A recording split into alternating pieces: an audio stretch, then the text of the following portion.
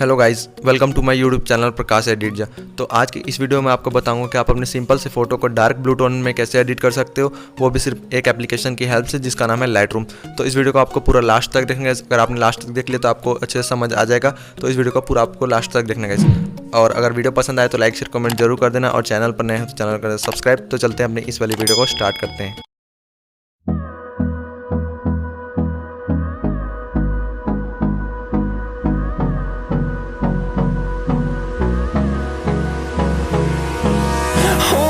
Close till I get up. Time is barely on our side. I don't wanna waste what's left. The storms we chase are leading us, and